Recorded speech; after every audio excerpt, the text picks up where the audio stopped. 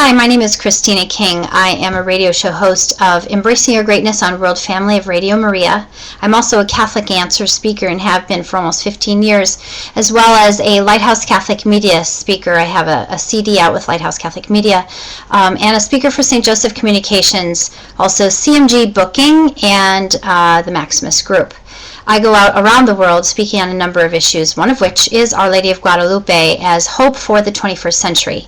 There are a lot of you out there that don't realize, first of all, what the original message of the tilma, Our Lady of Guadalupe, was the image of her, of course, impressed upon the tilma worn by St. Juan Diego, what the original message of 1531 was.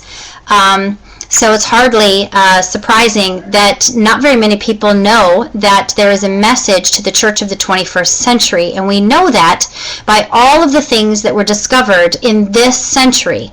Not until we had the technology to discover these things have we been ready to enter into this invitation from heaven to come back to the tilma and see through the language of both iconography, looking at the stars that are on the tilma in exact formation as they appeared at 1531 in the morning of that day that she first appeared to St. Juan Diego, which was, by the way, on the Feast of the Immaculate Conception.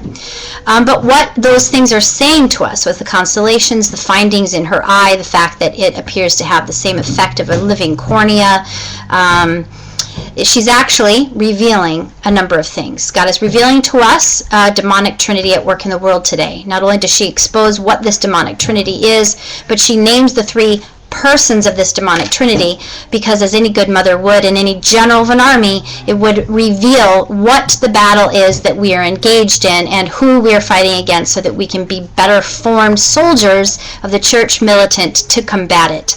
The first thing an exorcist asks is the name of the enemy it's trying to exorcise if a person is possessed. So you see she's actually naming the dragon, the scorpion, and the serpent, and how these three functions throughout the Bible reveal to us the nature of how these three persons of this unholy trinity are working. The dragon being the great liar, the divider, and bringing schism and division, the scorpion bringing woundedness through perversion, and the serpent bringing a division between physical and spiritual, but also just death spiritually and physically. And abortion seems to be catalyst or a gasoline or fueling agent upon which it is manifesting greater and greater dark grace, if you will, into the world. The scorpion, of course, is the Jezebel spirit, the spirit of Lilith. It is the whore of Babylon. It is the anti-Mary. Where she is open, it is closed. Where she is life-giving, it is barren. On Tepeyac Hill, it was depicted as a totem of flaccid breasts because it did not give life. In fact, demanded sacrifices of babies and women. So this is an ancient diabolical trinity at work in the world. It was gone by many names throughout time. Isis, Osiris, and Horus being one of it. It goes by different names in different cultures, and she's coming to expose it and to show how she uniquely is going to be interceding both for families, as we see through the 14 people found in her eyes. Of one of was the family, then Bishop Zumarraga, as St. Juan Diego was opening the tilma.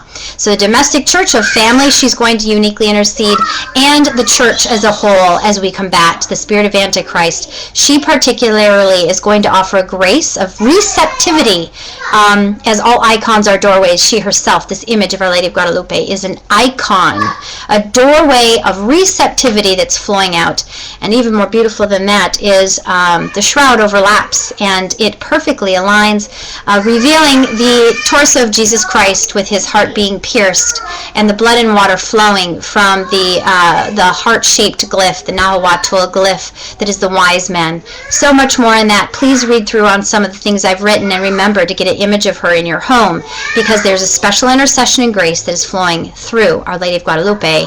She is hope for the 21st century, and she has been predestined to be the intercessor and protector of the remnant church of the Americas, as I show through my writings, that she is linked to Our Lady of Guadalupe in Spain, which is the icon that, of course, was carved by St. Joseph, written by St. Luke, using Mary as she walked on this earth as the exact model.